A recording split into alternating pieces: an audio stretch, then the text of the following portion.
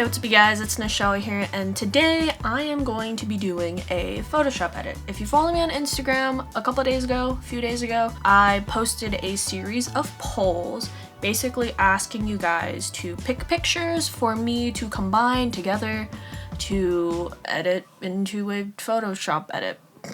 If you want to see the final product, how it's going to end up, go check it out on my Instagram, follow me on there. I'm way more active on there than here, trying to be more active on here. I haven't found a program yet that like displays the keys that I'm pressing, but I'll try to speak my thought process out loud as much as I can.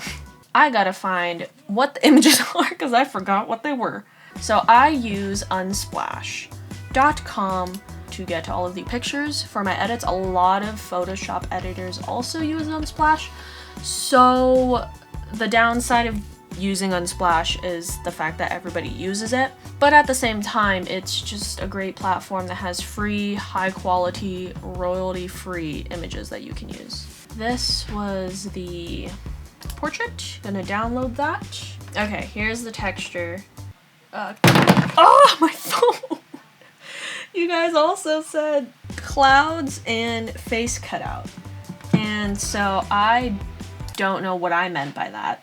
Before we even start, I'm gonna drag the file, this lovely portrait of some futuristic lady person.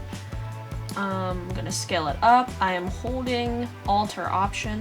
I'm gonna drag this texture in. First, we're gonna try it as a background. So what I'm gonna do, this is a great picture because it has a solid background color. So basically you can go to select, color range, select the background, and then just mess around with the fuzziness. Basically it'll select it for you, and then you just click here. It's like a little rectangle and circle that crops it out. I accidentally did it the other way, so you hit Control or Command I to invert it. It looks like you got all the spots, but you might not have. Just to make sure I made it a clean cut, I will hold Alter Option and then click on the layer mask. It's this black and white image right here. And as you can see, all of the white is what's showing and all of the black is what's not showing. So you can see that there are some places where I missed. So what you do is you get the brush tool, scale it up, and you go to overlay and just kind of notice how like I'm getting these dark spots, but I'm not getting the white. I don't know how to explain it. It's just like a type of blending tool. And then you just click out. Now you have a clean background, a clean slate. I kind of like that. We'll roll with it. Face cutout. Again, I don't know what I meant by face cutout. Oh, I got a cool idea. You see how like there's this black band thing? So what I'm gonna do is I'm gonna duplicate this layer. And to duplicate, it's Control or Command J. I'm just going to isolate this black band thing that's around her head. Use the pen tool, which a lot of people are afraid of the pen tool, but honestly, it's not that hard. So you just take it and then you click on where you want it to go and then you just drag it. And then if you want to move apart, you hold Alter Option to drag one of the little handle doohickey things. Video editing, Nichelle. Make sure to speed this up.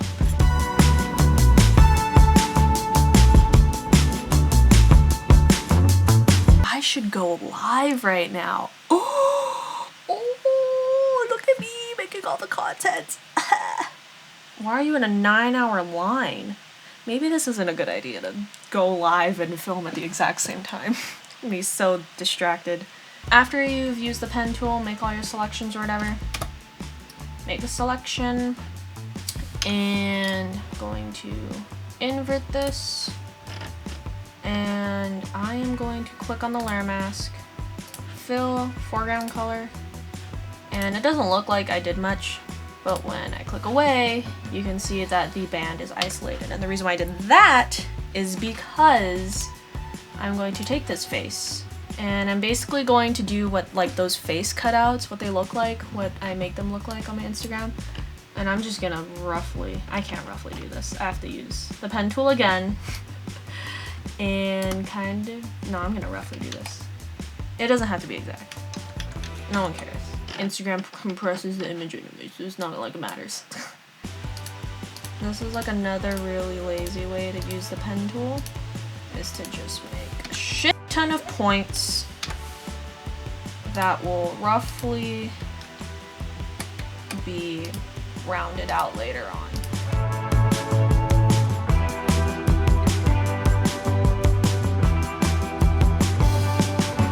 Because I made two different layers, you want to make sure that the layer where the full face is showing is clipped, right? You don't want it to be this layer right here. You don't want it to be this layer. You're gonna take your brush tool, make sure that the black is showing, and you're just gonna brush away. See, so this is why I made a separate layer with just that black band, because if I didn't, then the black band would disappear when I did that. So I made a separate layer to make sure that it goes over the face still, which is what I wanted. To create another layer, I am going to hold Control. I can go to Select, Modify, Contract by, let's say, like 25 pixels. And so what that does is that takes it in. Right click, select inverse, right? I selected a color from her face, right click again, fill, foreground color. And it looks weird, right? It's like, what just happened? Why does it look like that? Drag this underneath it, make a mask, and get rid of the parts that you don't want. So I only want the inside part of this lady's face to be outlined. Everything else can kind of go away.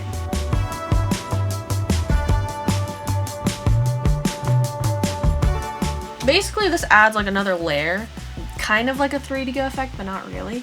As you can see, like it blends in more up here, but then as you go further down, it doesn't. So I'm gonna add another layer. So I'm gonna hold Control, click on the thumbnail part for the face outline, then click on the face shadowing, and with a very, very low flow, low opacity brush, what we're going to do is zoom in and hold Alt to sample the different colors that are around her face. So hold Alt here and kind of brush it. And basically you're just gonna be doing this around the entire facial region. That's gonna be annoying to edit, me doing the tongue clicky thing. It's funny because I'm I'm thinking about how I'm gonna edit this video while I'm editing this Photoshop edit, and I'm trying to talk at the same time, and things are getting a little confusing. So as you can see, this is before the shadowing, after the shadowing. So it blends in a lot more. If you really want it to blend in, you can hit the blur tool. Have the strength pretty low because it's strong.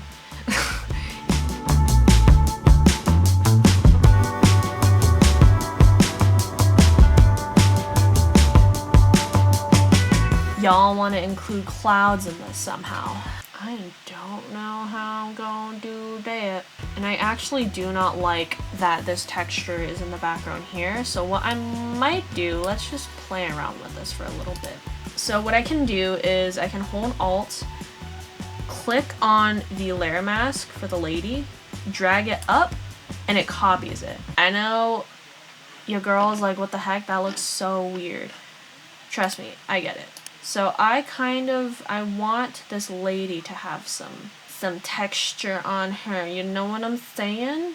I have completely lost all control of what is coming out of my mouth. Okay, so one tip for getting like really dope textures, or if you want to keep a certain texture but you don't want the color, you want the texture on a certain thing, the blending modes in Photoshop are where it's at. So I literally was just going through all of the different blending modes and like figuring out like, okay, what do I want it to look like? And like, yo, that blending mode's actually pretty cool. This looks... Tell me that does not look like Chance the Rapper's cover. We're keeping it. I'm gonna keep it. I'm gonna go with this. This is great. I want to make this texture pop out more, but we are going to go to the curves and we're going to create a clipping mask. And basically what a clipping mask is it attaches itself to whatever is directly beneath it. So I created a clipping mask, so everything that I do to this is only going to affect this texture layer.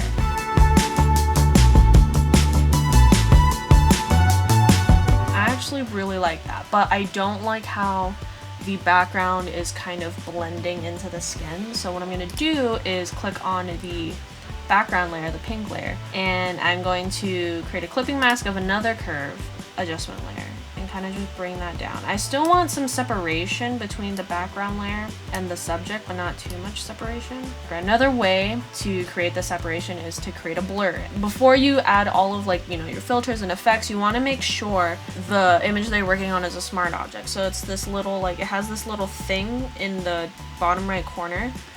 That means that it's a smart object. So we're gonna go to filter, we're going to go to blur. I need to include more clouds because you guys said you wanted clouds. So what I can do is go down to splash, let's type in, what did I type in for that other picture? I think I typed in like volcano or something. These clouds are surrounded by, it's like all white around them, right? And so we could do what the little trick that we did before, which was to go to select, color range, and then click on the color that you want to include or exclude. It depends on your mood and the day. This looks like trash, let's be honest.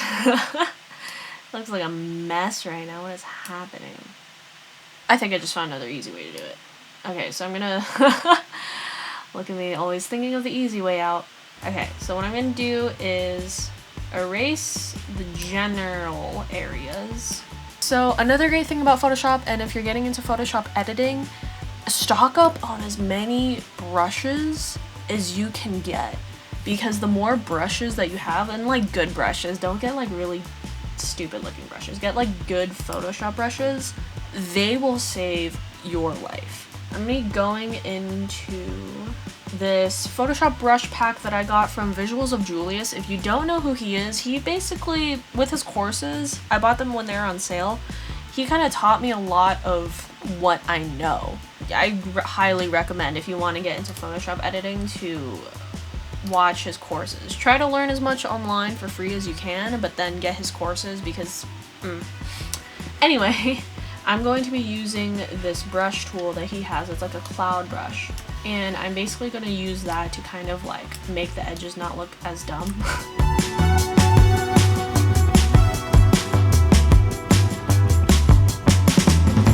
I came up with this cool idea to make the clouds a like cute little heart shape, but I ran into a problem. I want whoever's seeing this to actually see the heart.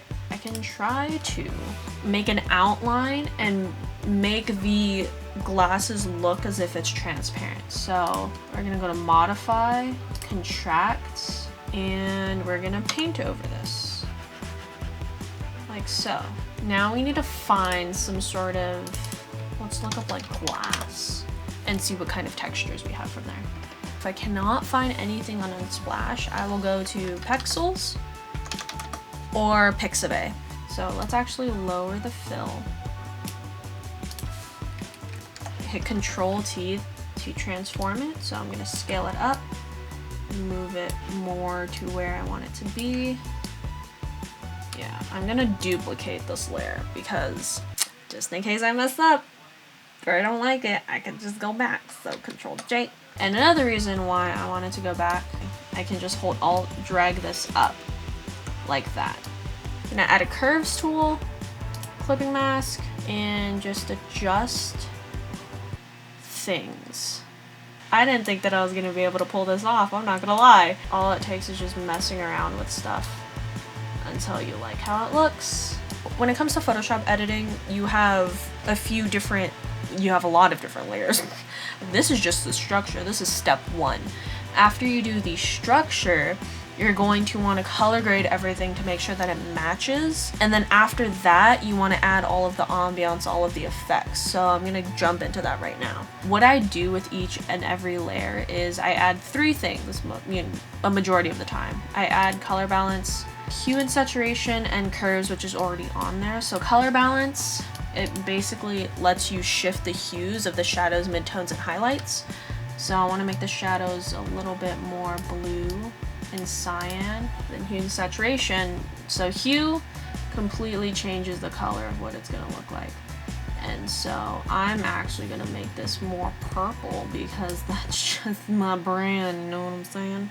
And I'm just gonna do this for, I spelled that wrong. I'm just gonna do this for every layer. And you wanna make sure that when you do these, when you add the layer adjustments, you create a clipping mask, like I said before, so that it just attaches itself to whatever is beneath it.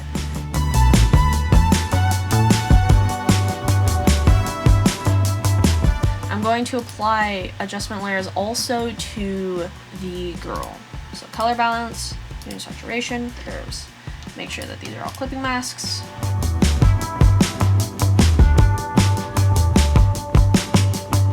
Now that everything's kind of like colored nicely, I color things just twice. I'm pretty sure people don't do that. I feel like I'm the only person that does that. I'm going to add more textures, more layers to it. So I'm going to go back to the brush panel, get my little cloud brush. I'm going to be adding layers in front of and behind the subject. It kind of just gives it more depth. Let's name this clouds. Clouds back. I like to actually make this full opacity, full flow, and then just dial it down from there. I'm gonna sample stuff from other colors that are within the picture just so that it blends in together even more.